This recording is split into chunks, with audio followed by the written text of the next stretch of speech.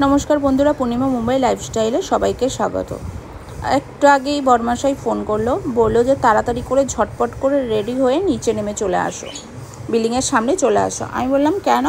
बोलो कि चलो एकटू सबाई मिले एकटू बेरिये आसि, एकटू बाइरे खाওয়া दाওয়া करब। आमी बोललाम आमी तो रान्ना करेछि, कि करब? बोलो फ्रिजे रेखे दाओ, परे खाওয়া যাবে। তাই ঝটপট বাচ্চাদেরকে তাড়াহুড়ো করে रेडी করে নিয়েছি। रेडी করে ওরা প্রথমেই চলে এসেছে আর আমি একটু পিছন পিছন আসলাম। रेडी হতে টাইম লাগছিল, তাই কিছুই রেডি হইনি, শুধু একটু হালকা লিপ বাম লাগিয়ে বেরিয়ে পড়েছি। আর ও চলে এসছে। এখন একটু সামনেই কাছে পিঠে একটা হোটেলে যাব, কেন অনেকটাই রাত্রির হয়ে গেছে। মানে সব হোটেল আর বেশি আর একটু টাইম হলেই আর কোনো হোটেলই খোলা থাকবে না, কেন কাজ থেকে আসতে অনেকটাই লেট হয়ে যায়। আজকে একটু আধা ঘন্টা আগে এসছে, সেই হিসাব করেই বলছে চলো একটু খাওয়া দাওয়া করে আসি। এদিকে বাড়ির পাশেই একটা 5 মিনিটের রাস্তায় একটা হোটেল আছে, খুব ভালো হোটেল, খাওয়া দাওয়া খুব ভালো হয়, মানে খাবার দাবারটা খুব ভালো হয় কোয়ালিটিটা। আর এদিকে আমরা দাঁড়িয়ে পড়েছি, ও গাড়ি পার্ক করতে গেছে, সেই আমরা একটু এখানে দাঁড়িয়ে ফটো টটো তুলছিলাম। আর এইটাই হোটেল।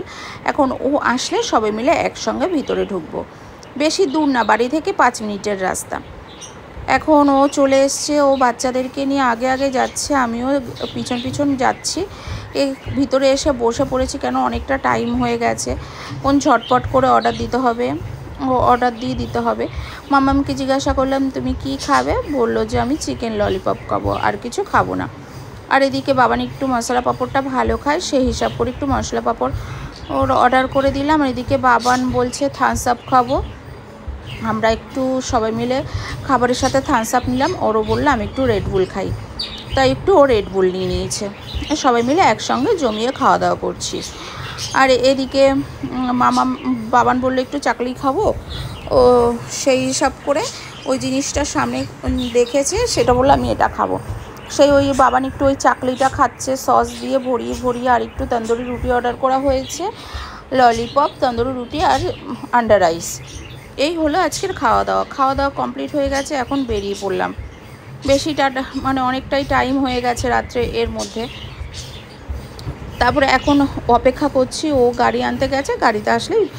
আমার এই ছোট্ট ভিডিও যদি আপনাদেরকে ভালো লেগে থাকে প্লিজ লাইক করবেন, শেয়ার করবেন আর সাবস্ক্রাইব করে দেবেন। এখন বাড়ির উদ্দেশ্যে রওনা দিয়ে দিলাম, আর ভিডিওটা আর বেশি বড় করব না। Good night, sweet dream.